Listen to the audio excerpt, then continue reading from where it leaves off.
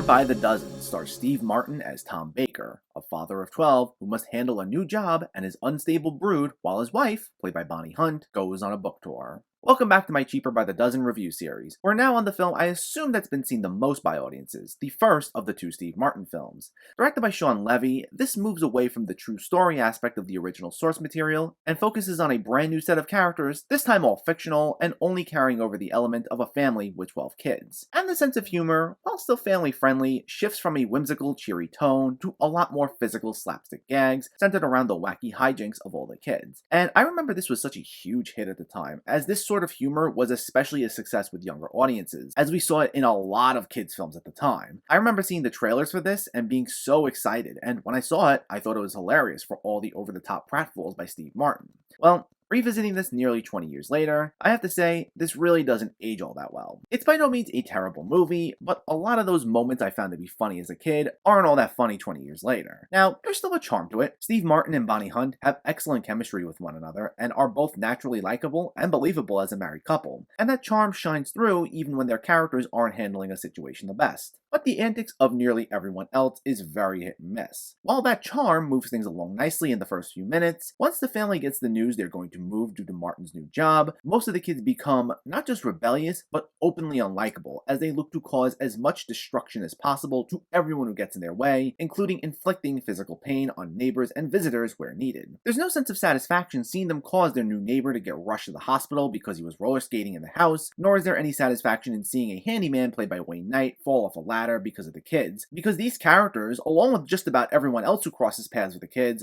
don't do anything to deserve what happens to them, with the exception of an unlikable, narcissistic boyfriend played by Ashton Kutcher. And while it's hard to divvy up screen time among so many main characters, all the personalities are still very flat and one-dimensional, hitting the same few lines over and over again. If one of the kids constantly gets picked on, that's all we ever see in each of their scenes. If someone thrives on causing trouble, that's all we ever see from them, and so on. Sometimes it leads to an inspired moment, like a clever one-liner, but it makes the film feel very repetitive. There's even a supporting part from Richard Jenkins as Martin's boss/childhood friend, and every time we see him, all it is him chastising Martin for not spending every waking moment of his life dedicated to the football team. It's not only just not funny, but with the constant repetition, it becomes boring. There are some compelling subplots, mainly with the older children, like Tom Welling, who's trying to get a scholarship, or Piper Perabo as the only child out on their own trying to live her own life, but with only so much screen time to go around for everyone, it's not like they can do much. Any conflicts they have generally gets wrapped up in one line of dialogue, and they'll flip from one extreme to another in an instant. I know there's an excuse that I'll get about it being a kids movie, so what should I expect? But that's not exactly what I'd call an excuse for incoherent writing. But for what it's worth, Cheaper by the Dozen will probably still entertain its target audience to this day. But with these sort of kids movies not being popular anymore, it definitely feels dated and like a product of its time. There's a charm to it due to some of the older cast members, but a lot of the subplots are one note, and the slapstick gags feel mostly mean-spirited in nature. There's the occasional inspired moment, and I wouldn't call it bad, but it's nothing to write home about either. Cheaper by the Dozen gets a 5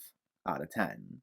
Stay tuned, as up next will be my review of Cheaper by the Dozen 2. And in the meantime, let me know, did you see Cheaper by the Dozen, or are you planning to see it, and what were your thoughts? Did you grow up on this movie? Do you still find it funny now? Let me know in the comments below so we can discuss. Also, if you enjoyed this video, please give it a like, and share it, and for more movie reviews and film discussion, please make sure to hit that subscribe button to stay updated. Thanks for watching everyone, and keep having fun with film.